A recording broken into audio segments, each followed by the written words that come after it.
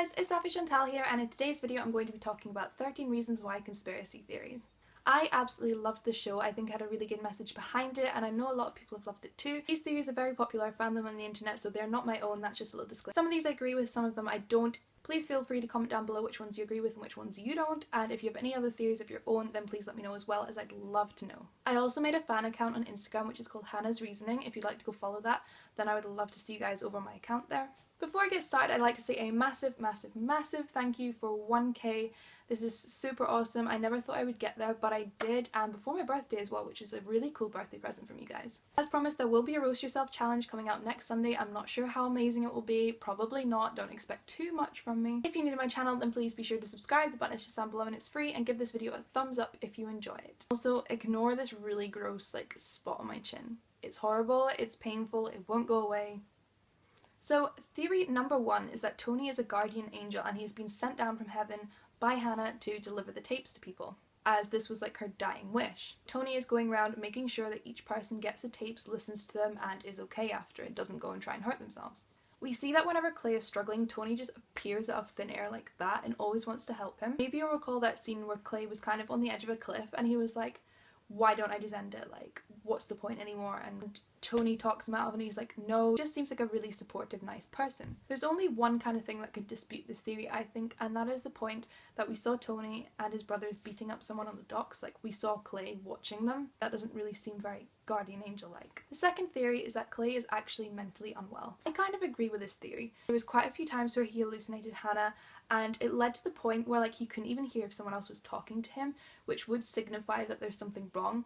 I'm sure people get memories and flashbacks, but if you hallucinate, it's a bit different. For example, there was that time at the basketball game where they're all playing basketball and he saw Hannah just standing in the middle of the room, and he gets up and he screams, stop, stop, stop, and he doesn't understand that she's not there, he thinks she's there. So it just kind of makes him look a little bit unstable. This kind of leads on to the third theory, which is Tony isn't actually real and that he's just a figment of Clay's imagination. There are a lot of cases where people are mentally unwell where they'll kind of imagine a person to help them through difficult times. Whenever Clay is struggling a lot, Tony shows up, so this could be Clay imagining him and needing someone to support him, but he's not actually there. I think this is quite a cool theory, but I really like Tony. He's so awesome, so I really hope that it's not true because I want him to be on the show.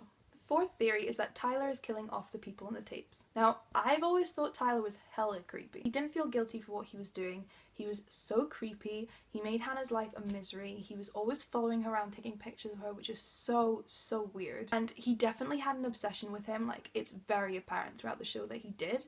So he's possibly killing off everyone else that are on the tapes to kind of avenge her death, thinking that they've done the most awful things to her and that he has to do something about it, but he doesn't realise that he hurt her as well. This would make sense as he had photos on a line in his room, or in his photography room I think it was, and we see him unpeg Alex's photo and take it down.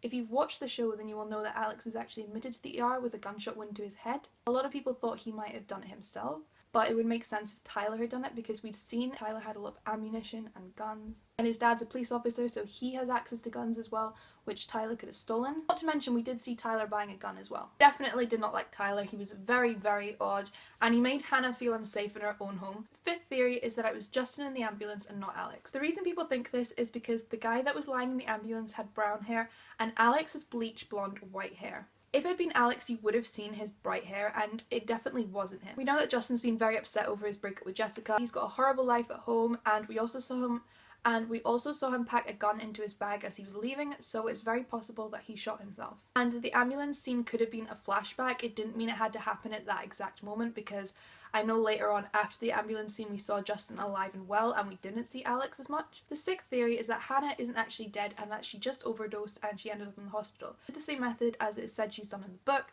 but she didn't actually succeed, and that Clay is imagining everything that happens after that. This, I guess, would tie in with the theory that Clay is mentally unwell, and I don't really agree with it, but it's a theory and I'm putting it out there for you guys. The last theory, and this is quite a cool theory, is that this whole thing hasn't even happened yet.